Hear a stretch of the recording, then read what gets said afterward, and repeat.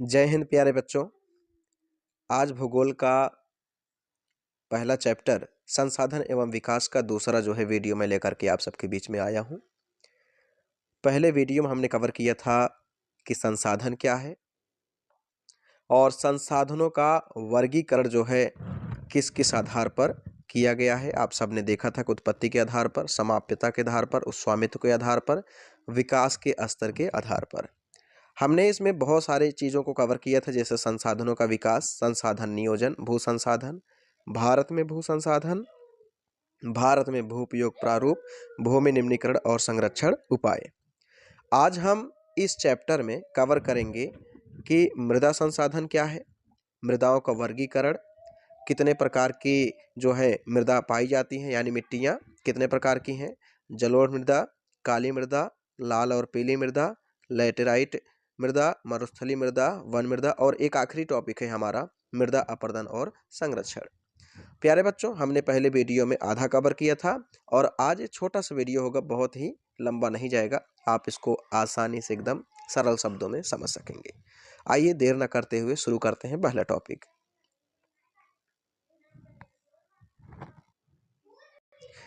मृदा संसाधन। प्यारे बच्चों, मृदा अथवा मिट्टी सबसे महत्वपूर्ण नवीकरणीय प्राकृतिक संसाधन है। मैंने आप सबको बताया था कि नवीकरणीय संसाधन क्या होता है। नवीकरणीय संसाधन वह संसाधन होता है जिसे हम बार बार इस्तेमाल कर सकते हैं, जो कभी ख़त्म होने वाला संसाधन नहीं है। तो मृदा भी कभी ख़त्म होने वाला संसाधन नहीं है, इसलिए यह क्या है, एक नवीकरणीय प्राकृतिक संसाधन है और यह सबसे महत्वपूर्ण संसाधन है, क्योंकि मिट्टी ही नहीं रहेगी तो जीवन कहाँ से होगा, है ना। इसके बाद मेरे प्यारे बच्चों, यह पौधों के विकास का माध्यम है, जो पृथ्वी पर क्या करता है, विभिन्न प्रकार के जीवों का पोषण करती है। तो यह पौधों के विकास का क्या है, माध्यम है। अगर मिट्टी नहीं रहेगी तो पौधे का विकास कैसे होगा। जब पौधे का विकास नहीं होगा तो हमें जो है किसी प्रकार का कोई लाभ नहीं मिलेगा, हमारा जीवन दुश्वार हो जाएगा। मेरे प्यारे बच्चों, अब हम इसमें देखेंगे मिट्टी का वर्गीकरण, यानी मृदा का वर्गीकरण। मृदा का वर्गीकरण क्या है, मृदा को किन किन भागों में बांटा गया है, उसको आइए हम लोग देखते हैं। तो पहले जान लेते हैं मृदा बनने की प्रक्रिया को निर्धारित करने वाले तत्वों, है ना। उसके बाद उनके रंग, गहराई, गठन, आयु और रासायनिक और भौतिक गुणों के आधार पर भारत की जो मिट्टी है उसको निम्नलिखित प्रकार से बांटा जा सकता है। कौन कौन सी मिट्टी है, आओ जरा मिट्टी के प्रकार हम लोग यहाँ पर देख लेते हैं। भारत में कौन कौन सी मिट्टी मुख्य रूप से पाई जाती है। तो जो पहली मिट्टी है वो है जलोढ़ मृदा। कौन सी मृदा है, जलोढ़ मृदा। नाम से ही पता चल रहा है जलोढ़ मृदा, यानी कि ये जल को ज़्यादा जो है धारण करती है। तो प्यारे बच्चों, आइए जरा देखते हैं कौन कौन सा जो है इसमें जलोढ़ मृदा की विशेषता है। तो हम जानते हैं कि संपूर्ण उत्तरी मैदान जलोढ़ मृदा से बना है। किससे बना है, संपूर्ण उत्तरी मैदान जलोढ़ मृदा से बना हुआ है। पूर्वी तटीय मैदान विशेषकर महानदी, गोदावरी, कृष्णा और कावेरी नदियों के डेल्टे भी जलोढ़ मृदा से बने हैं। 2 पॉइंट आपको समझ में आया। पहला क्या है कि संपूर्ण जो उत्तरी मैदान है वो जलोढ़ मृदा से बना है। दूसरी बात कि पूर्वी तटीय मैदान विशेषकर जैसे महानदी है, गोदावरी है, कृष्णा है और कावेरी नदियाँ, इनके डेल्टे भी जलोढ़ मृदा से बने हैं। हमारा जो तीसरी बात है प्यारे बच्चों, वो तीसरी बात क्या है, तीसरी बात क्या है, देखो, अधिकतम उपजाऊ होने के कारण, अधिकतम उपजाऊ होने के कारण जलोढ़ मृदा वाले क्षेत्रों में गहन कृषि की जाती है। मतलब बहुत तगड़े स्तर पर कृषि कार्य किया जाता है, जिससे यहाँ जनसंख्या घनत्व भी अधिक है। भाई, खेती बाड़ी वहीं होगा जहाँ पर घर परिवार में लोग होंगे। जब घर परिवार में लोग होंगे तो वही तो खेती बाड़ी में काम करेंगे।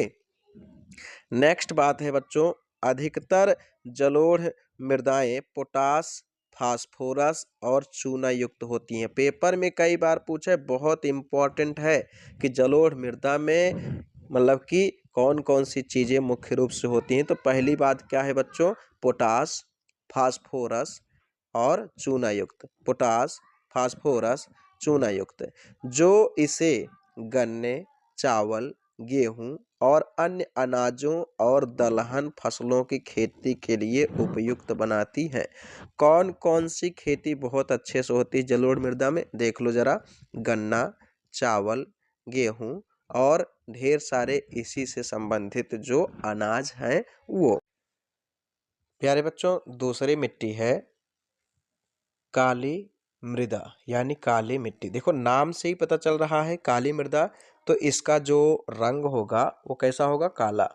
और इनको रेगुर मृदा भी कहा जाता है। इन मिट्टियों को क्या कहा जाता है, रेगुर मृदा। रेगर लिखा है, रेगुर मृदा भी कहा जाता है। दूसरी चीज यहाँ पर ये प्रश्न बहुत इंपॉर्टेंट बनता है कि कपास किस खेती के लिए जो है काली मिट्टी सबसे उपयुक्त होती है। तो कपास की खेती के लिए, किसके लिए प्यारे बच्चों, कपास की खेती के लिए सबसे उपयुक्त जो है ये मिट्टी होती है। इसीलिए इस मिट्टी को काली कपास मृदा के नाम से जाना जाता है। किस मृदा के नाम से जाना जाता है, काली कपास मृदा के नाम से जाना जाता है। यहाँ पर तीसरी बात क्या है कि ये मृदा कहाँ कहाँ पाई जाती है। तो ये मृदा मेरे प्यारे बच्चों महाराष्ट्र, सौराष्ट्र, मालवा, मध्य प्रदेश और छत्तीसगढ़ में पाई जाती है। इसके अलावा दक्षिण पूर्वी दिशा में गोदावरी और कृष्णा नदियों की घाटियों तक भी पाई जाती है। उसके बाद यहाँ पर चौथी बात क्या है कि काली मृदा बहुत ही महीन कणों, बहुत ही महीन कणों अर्थात मृतिका से बनी है। इसके अलावा इसकी एक और खास विशेषता है। वो खास विशेषता कौन है कि इसमें जो है नमी धारण करने की क्षमता बहुत ज़्यादा होती है। नमी धारण करने की क्षमता क्या होती है, इसमें बहुत ज़्यादा होती है। अब यहाँ पर आपने देखा कुल मिला के 5 पॉइंट। एक आखिरी पॉइंट है मेरे प्यारे बच्चों, वो क्या है कि वो आखिरी पॉइंट है कि ये मृदाएं कैल्शियम कार्बोनेट, मैग्नीशियम, पोटास और चूने जैसे पौष्टिक तत्वों से परिपूर्ण होती है। इसीलिए जो है कपास की खेती इसमें बहुत अच्छी होती है। मेरे प्यारे बच्चों, आपने काली मृदा के बारे में जाना। अब अगली जो है मिट्टी है वो लाल और पीली मृदा है, ठीक है ना। लाल और पीली मृदा। तो लाल और पीली मृदा के बारे में आइए हम लोग कुछ जानते हैं। तो लाल और पीली मृदा, देखिए लाल मृदा दक्कन पठार के कहाँ पाई जाती है, तो उसको देखें जरा। तो लाल मृदा दक्कन पठार के पूर्वी और दक्षिणी हिस्सों में रवेदार आग्नेय चट्टानों पर कम वर्षा वाले भागों में विकसित हुई है। ये जो है मिट्टी कहाँ, दक्कन पठार के पूर्वी और दक्षिणी हिस्सों में रवेदार आग्नेय चट्टानों पर कम वर्षा वाले भागों में विकसित हुई है। अगली मिट्टी का नाम है मेरे प्यारे बच्चों लैटराइट मृदा। क्या है, लैटराइट मृदा। जो लैटराइट शब्द है ना, ये लेटर शब्द से बना है, ग्रीक शब्द लेटर से बना है, जिसका अर्थ होता है ईंट। क्या अर्थ होता है मेरे प्यारे बच्चों, ईंट। जो लैटराइट मृदा है उच्च तापमान और अत्यधिक वर्षा वाले क्षेत्रों में विकसित होती है, ठीक है ना। इसकी कुछ विशेषताएं हैं। इसकी क्या विशेषताएं होती हैं, आओ जरा देखते हैं। तो जो लैटराइट मृदा है बच्चों उच्च तापमान और अत्यधिक वर्षा वाले क्षेत्रों में विकसित होती है। ये मृदाएं मुख्य तौर पर कहाँ कहाँ, कर्नाटक, केरल, तमिलनाडु, मध्य प्रदेश और उड़ीसा और असम के पहाड़ी क्षेत्रों में पाई जाती है। इसके अलावा मेरे प्यारे बच्चों इस मृदा पर अधिक मात्रा में खाद और रासायनिक उर्वरक डालकर खेती की जा सकती है। इस मृदा में ह्यूमस की मात्रा कम होती है। क्यों कम होती है, क्योंकि अत्यधिक तापमान होता है और जिसके कारण जैविक पदार्थों को अपघटित करने वाले बैक्टीरिया क्या हो जाते हैं, नष्ट हो जाते हैं। तो अब आप सोचोगे कि इसमें कौन कौन सी खेती की जाती है। तो यहाँ पर इसमें काजू, चाय, कॉफी और कुनैन की फसल जो है उगाई जाती है। किन किन चीजों की, काजू, चाय, कॉफी और कुनैन, ठीक है ना। तो इसमें ह्यूमस की मात्रा प्यारे बच्चों कम पाई जाती है, जिसके कारण क्या होते हैं, बैक्टीरिया नष्ट हो जाते हैं। कहाँ कहाँ ये मिट्टी पाई जाती है, एक बार फिर से आप लोग जरा देख लो। कर्नाटक में, कहाँ कहाँ, कर्नाटक में पाई जाती है, केरल, तमिलनाडु, मध्य प्रदेश, उड़ीसा और असम की पहाड़ियों में। अगली मिट्टी का नाम है मेरे प्यारे बच्चों, वो है मरुस्थलीय मिट्टी। क्या है? मरुस्थलीय मिट्टी। जरा देखते हैं मरुस्थलीय मिट्टी के बारे में। मेरे प्यारे बच्चों, जो मरुस्थलीय मिट्टी है, ये मृदा क्या होती है? राजस्थान में पाई जाती है। पहली बात तो ये मिट्टी कहाँ पाई जाती है? राजस्थान में। मुख्य रूप से कहाँ पाई जाती है? राजस्थान में। इसके अलावा ये मिट्टी बच्चों उत्तरी गुजरात और दक्षिणी हरियाणा में भी पाई जाती है। कहाँ? गुजरात में यानी उत्तरी भाग में, और हरियाणा के दक्षिण भाग में यानी दक्षिणी हरियाणा में। इसको जो है, इस मिट्टी को सही तरीके से अगर सींचा जाए तो सिंचित करके कृषि योग्य बनाया जा सकता है। शुष्क जलवायु, क्योंकि वहाँ पर बारिश कम होती है, इसलिए वहाँ की जो जलवायु होती है शुष्क होती है, और उच्च तापमान के कारण जो है जलवाष्प की जो दर होती है प्यारे बच्चों, वो क्या होती है? जलवाष्प की दर अधिक होती है, और मृदाओं में नमी, ह्यूमस यानी नमी की मात्रा क्या होती है? कम होती है। नेक्स्ट बात है कि नमक की मात्रा अधिक पाए जाने के कारण झीलों से जल वाष्पीकृत करके खाने का नमक भी बनाया जाता है। तो ये मिट्टी किसके लिए उपयुक्त है? तो प्यारे बच्चों, ये मिट्टी जौ के लिए भी उपयुक्त है, कहीं कहीं गेहूं भी, कपास, मक्का, बाजरा और दालों की खेती के लिए भी कुछ न कुछ उपयुक्त है। तो ये मृदा कहाँ कहाँ? राजस्थान, पश्चिमी राजस्थान, उत्तरी गुजरात और दक्षिणी हरियाणा में पाई जाती है। मेरे प्यारे बच्चों, इस मृदा में जो है सतह के नीचे कैल्शियम की मात्रा भी बढ़ती चली जाती है। ठीक है ना? अब अगला जो मिट्टी है वो है हमारा, क्या है? देखें जरा, वन मृदा। क्या है मेरे प्यारे बच्चों? अगली मिट्टी जो है वो है वन मृदा। वन मृदा, एक मिनट, वन मृदा। अब जो वन मृदा है उसको देखें तो ये मृदाएं आमतौर पर पहाड़ी, ये मृदाएं आमतौर पर पहाड़ी और पर्वतीय क्षेत्रों में पाई जाती हैं जहां पर्याप्त वर्षा वन उपलब्ध है। यानी कि ये पहाड़ी और पर्वतीय क्षेत्रों में ये मिट्टी पाई जाती है जहां पर पर्याप्त वर्षा वाले वन उपलब्ध होते हैं। दूसरी बात मेरे प्यारे बच्चों, दूसरी बात क्या है कि इन मृदाओं के गठन में, इन मृदाओं के गठन में पर्वतीय पर्यावरण के अनुसार बदलाव आता है। इन मृदाओं के गठन में पर्वतीय पर्यावरण के अनुसार बदलाव आता है। अगली बात जो है मेरे प्यारे बच्चों वो क्या है? अगली बात जो है वो ये है कि नदियों, घाटियों में ये मृदाएं दोमट और सिल्टदार होती हैं। कैसी होती हैं? दोमट और सिल्टदार होती हैं, परंतु ऊपरी ढालों पर इनका गठन मोटे कणों का होता है। नदी घाटियों में ये मृदाएं दोमट और सिल्टदार होती हैं, परंतु ऊपरी ढालों पर इनका जो गठन होता है मोटे कणों का होता है। अब इसके अलावा नदी घाटियों के निचले क्षेत्रों, विशेषकर नदी सोपानों और जलोढ़ पंखों आदि में ये मृदाएं उपजाऊ होती हैं। ये जो है वन मृदा है। तो वन मृदा के बारे में आपने कुछ न कुछ जरूर आपने सीखा है ना मेरे प्यारे बच्चों। इसको पहाड़ी मृदा भी कहा जाता है। क्या कहा जाता है? पहाड़ी मृदा। कहाँ कहाँ पाई जाती है? हमने क्या बताया? पहाड़ी और पर्वतीय क्षेत्र, जैसे जम्मू और कश्मीर में, हिमाचल प्रदेश, उत्तराखंड, सिक्किम और अरुणाचल प्रदेश, है कि नहीं? अब ये किसके लिए उपयुक्त होते हैं? तो मसाला के लिए, चाय के लिए, कॉफ़ी के लिए और उष्णकटिबंधीय फसलों के उत्पादन के लिए भी उपयोगी होते हैं। हिमालय के हिमाच्छादित क्षेत्रों में इस मृदा का भारी अपर्दन होता है और यह मृदा अम्लीय ह्यूमस रहित होती है। तो प्यारे बच्चों, ये थी कुछ मिट्टी के जो है प्रकार।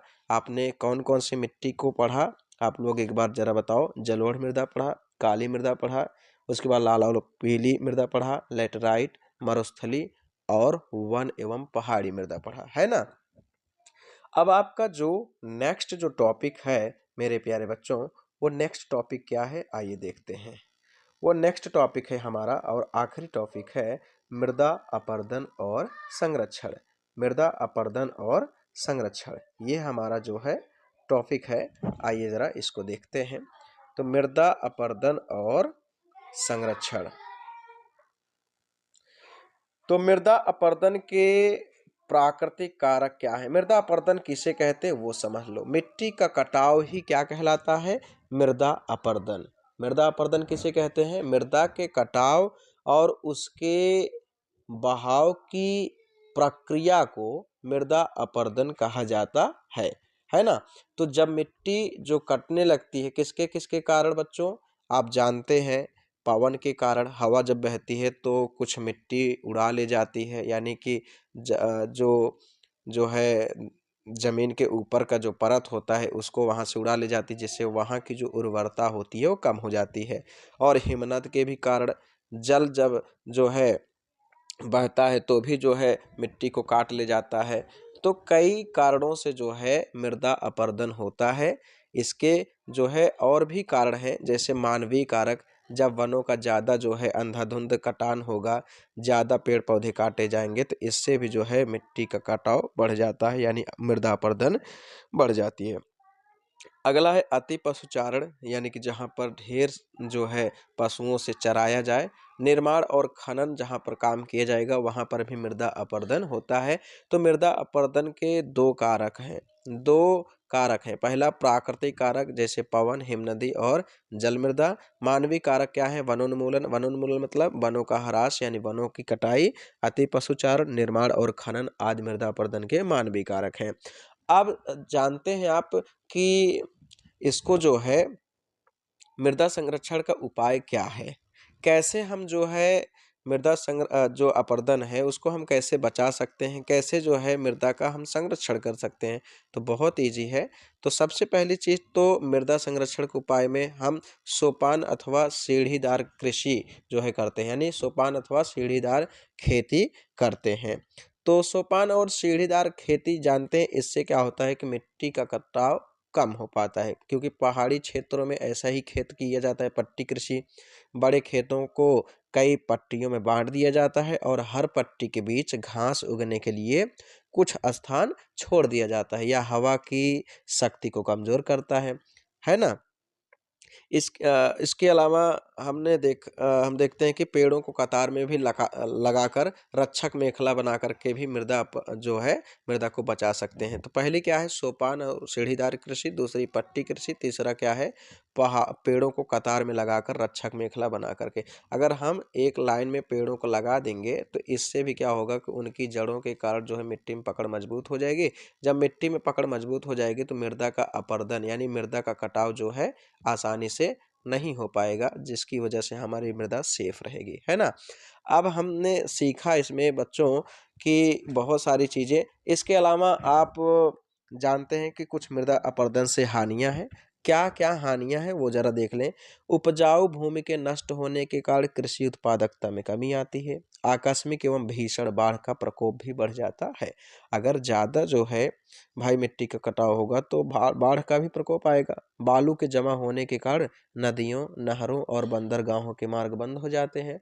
सूखे की लंबी अवधि के कारण फसलें नष्ट हो जाती हैं। कुओं, नलकूपों, ट्यूबवेलों में जल का स्तर नीचा हो जाता है, जिससे सिंचाई में बाधा आती है। तो मृदा अपरदन की हानियां भी हैं बहुत ज़्यादा, है ना। इसलिए हमें मृदा का संरक्षण करना चाहिए। मेरे प्यारे बच्चों, ये टॉपिक बहुत अच्छा रहा। आप सब ने देखा कि इसमें हमने मृदा का जो है वर्गीकरण समझाया, कौन कौन सी मृदाएं होती हैं, कहाँ पर पाई जाती हैं और किसके लिए जो है उपयोगी हैं, कौन कौन सी फसलें यहाँ पर उगाई जाती हैं। इसके अलावा हमने मृदा अपरदन में भी थोड़ा पढ़ा। मृदा अपरदन का कारण क्या है? मृदा अपरदन के दो कारण हैं, प्राकृतिक और कौन सा? मानवीय कारण। प्राकृतिक में हमने देखा वायु अपरदन है, यानी वायु द्वारा मैदान या किसी ढलुआ क्षेत्र से मृदा को उड़ा ले जाने की प्रक्रिया को क्या कहा जाता है? वायु या पवन अपरदन, है ना। इसके अलावा हम जल अपरदन के बारे में देखते हैं। तो बहते हुए जल के कारण जब मृदा की ऊपरी परत बह जाती है तो उसे जल अपरदन कहलाता है, यानी कि उसे जल अपरदन कहते हैं। अब मानवीय कारण क्या है? कि हमने कहा कि भाई पेड़ों की अत्यधिक कटाई करेंगे और खनन का काम करेंगे। क्या करेंगे? खनन का काम करेंगे। देखो यहाँ पर लिखा है कि खनन का काम करेंगे, निर्माण कार्य करेंगे ज़्यादा, और अति पशुचारण करेंगे, वनों का विनाश करेंगे, तो ये क्या हो जाते हैं? मानवीय कारक। तो मुझे आशा है कि ये वीडियो आप सबको बहुत पसंद आया होगा। ये बहुत लंबा वीडियो नहीं है, छोटा-सा वीडियो है, इसको शुरू से अंत तक देखना। महत्वपूर्ण जो टॉपिक थे वही हमने इसमें ज़िक्र किया है और इतना इसको पढ़ना एक बार, उसके बाद किताब में एक बार नज़र डाल लेना। मैं आपसे वादा करता हूँ कि 100% आपके जो है प्रश्न इस बोर्ड एग्जाम में फँसेंगे और इसी नोट्स से फँसेंगे। बढ़िया से तैयार कर लो, ये छोटा-सा नोट्स है और इसके अलावा जो मैंने पढ़ाया, अब इसको पढ़ने के बाद एक बार अपने किताब को एक बार देख लेना। चाहे अरिहंत से पढ़ रहे हो, चाहे राजीव से पढ़ रहे हो, चाहे एनसीईआरटी से पढ़ रहे हो, किसी भी किताब से आप पढ़ रहे होंगे तो आपको काफ़ी मदद मिल जाएगी और अच्छे से आपका सामाजिक विज्ञान तैयार हो जाएगा। मेरे प्यारे बच्चों, इस वीडियो को आप जो है ज़्यादा से ज़्यादा अपने दोस्तों तक शेयर करें, अपने अन्य साथियों तक पहुँचाएँ और आप यदि इस चैनल पर नए हों तो चैनल को लाइक करें, सब्सक्राइब करें, कमेंट करें और कोई अच्छा सा सुझाव हो तो वो भी आप हमें बताएँ। हम शुक्रगुज़ार हैं ढेर सारे बच्चों के, जैसे सौरभ यादव, सौरभ पटेल, अमीषा पटेल, इसके अलावा शुभम यादव, आर्यन यादव, आर्यन गौतम, शिवराज गौतम, बहुत सारे बच्चों ने कमेंट किया था, बहुत सारे बच्चों ने जो है इसमें टिप्पणी किया था। इन सारे बच्चों का मैं नाम जो है नहीं ले पा रहा हूँ, लेकिन आप भी अपने नाम, अपने जो स्कूल का नाम इस जो है वीडियो को देखने के बाद लिख डालिए ताकि मैं आप सबके नाम को अगले वीडियो में ले सकूं। आप सब पढ़ते रहिए अच्छे से। किसी प्रकार की कोई दिक्कत हो तो हमसे संपर्क कीजिए मेरे प्यारे बच्चों। अब हम लेते हैं आप सबसे विदा, फिर मिलेंगे एक और नए वीडियो में। तब तक के लिए जय हिंद, जय जगत। आप सब अपना ख्याल रखें।